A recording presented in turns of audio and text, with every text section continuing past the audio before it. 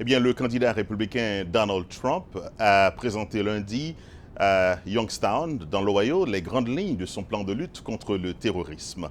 Un discours très attendu depuis sa fameuse assertion la semaine dernière que les politiques mises en œuvre par le président Barack Obama et sa rivale démocrate Hillary Clinton ont favorisé l'émergence du groupe État islamique.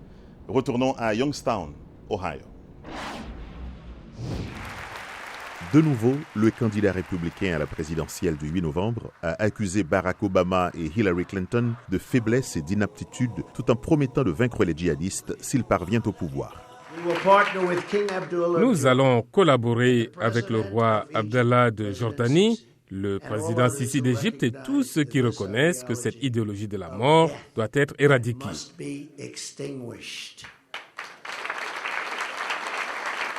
De même, nous travaillerons étroitement avec l'OTAN dans le cadre de cette nouvelle mission.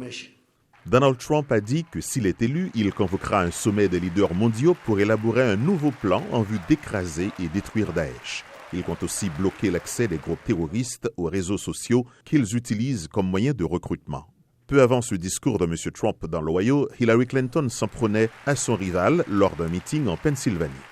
Je sais que certains parmi vous ont peut-être des amis ici dans le nord-est de la Pennsylvanie qui pensent voter pour Trump. Vous savez comme moi qu'on ne doit pas laisser ses amis voter pour Trump. La candidate démocrate était accompagnée du vice-président Joe Biden à Scranton, la ville où il a grandi. Non seulement les idées de Trump sont profondément erronées, elles sont très dangereuses et tout à fait contraires à l'esprit américain. Elles révèlent une grande ignorance de notre Constitution. C'est une recette pour faire le jeu des terroristes et de leur propagande.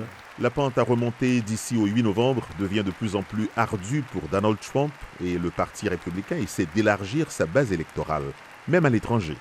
En Israël, les républicains cherchent à convaincre les citoyens ayant la nationalité américaine, environ 300 000, d'appuyer leur candidat. Ces gens ignorent ou ne se rappellent pas qu'ils ont le droit de voter. Cette fois-ci, nous allons les convaincre d'aller voter, car leur priorité, c'est de savoir quel président américain sera plus proche du gouvernement israélien. Et certains de ces Israéliens américains viennent de la Pennsylvanie, justement, où Clinton battait campagne lundi. Clinton en Pennsylvanie, Trump dans l'Ohio, deux États pivots. L'histoire récente suggère qu'il faut d'ailleurs remporter au moins l'un des deux si l'on veut améliorer ses chances en novembre. La mauvaise nouvelle pour les républicains, c'est que Hillary Clinton devance Donald Trump dans des endroits jusque-là acquis au Parti républicain. Et plusieurs sondages donnent d'ailleurs une avance de 7 points à la candidate démocrate. Chérubin Gaby Dorsil, VOA Afrique, Washington.